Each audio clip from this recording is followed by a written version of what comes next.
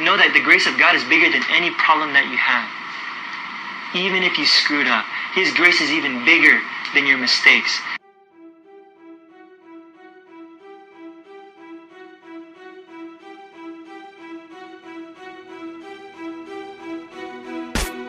Yeah, the Bible talks about this superabounding grace. It doesn't just talk this abundance of grace. The Greek word is that God's grace superabounds. Just the word abounding already gets to me. Wow, the grace that abounds. But in Romans 5, it talks about the grace that superabounds.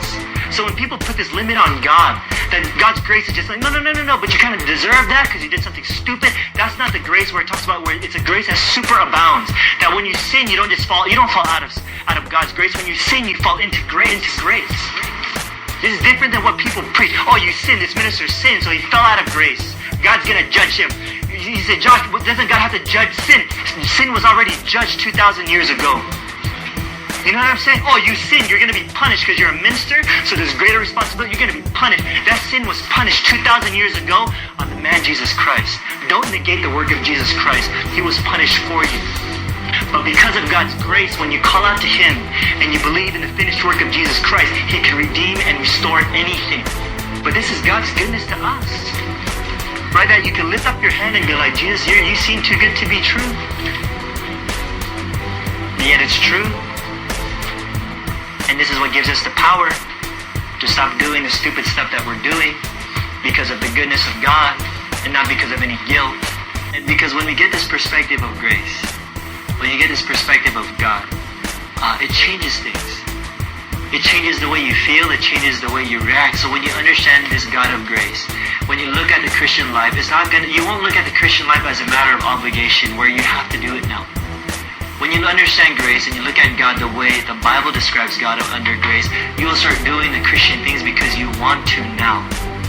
You get that? So it's not a matter of having to do, it's a matter of wanting to do. You see what I'm saying? Because you don't want to have a Christian life where you're doing the right things because you're motivated by fear. Because you're motivated because you're afraid to get judged. When you're preaching the message of grace, which is the gospel, which is the good news, there's no good news when you're preaching Daddy's mad at you. The good news is that even when you do bad, Daddy's not mad at you. Right? So instead of being motivated by fear, is being motivated by love. And that's where we're able to say that we love Him. Why? Because He first loved us. How do you deal with sloppy grace when someone is caught in sin? Do you guys know that language? Because, people who preach this radical grace, remember I said that you're usually accused of preaching something called cheap grace. Because they'll say, well, that's usually what goes on in people's minds, that if you preach His grace, people will sin more. Right? And then you see here, the more sin, the more grace you receive. So what happened with Paul? What was his response in the next chapter? It says, what shall we say then? In chapter 6, shall we go on sinning so that grace may increase? What does he say? By no means. We died to sin. How can we live in it any longer? Right, because it's only this grace that could get you out of that sin, because there is no sin that can stop the grace of God. You guys got that? There is no sin that can stop the grace of God, but it is the grace of God that can stop any sin. Right, because how the heck do you get out of your sin if you fall out of grace? How the heck do you get back up if there's no grace there? You know what I'm saying? But to understand that even when you sin, this grace that superabounds, that even when you sin, you fall into God's grace. Right? That you're falling in this grace. You're in this grace. A better way to put it, that you don't even have to fall into it. You're in it no matter what. You know what I'm saying? This is the amazing grace of God. That when you sin now, and this grace superabounds, that the more you sin, the more grace abounds more. That even when you sin, you are still 100% okay with God.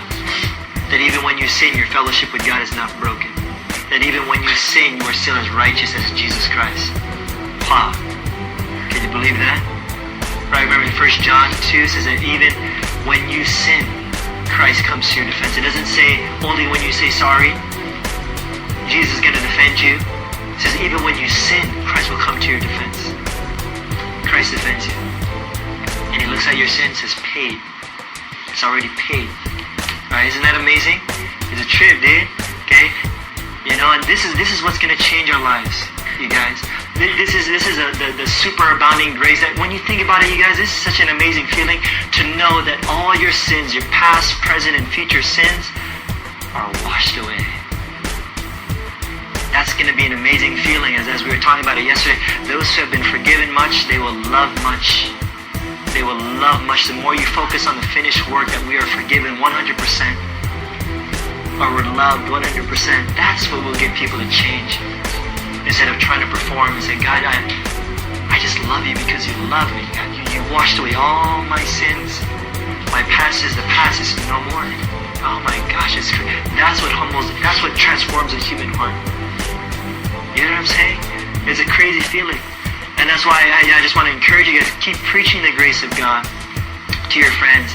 And like I said, don't be surprised that you will be misunderstood. And this might be kind of strong for some people, but if you're not misunderstood by the legalistic people, by the religious people, then you're probably not preaching the gospel of grace the way Paul preached it.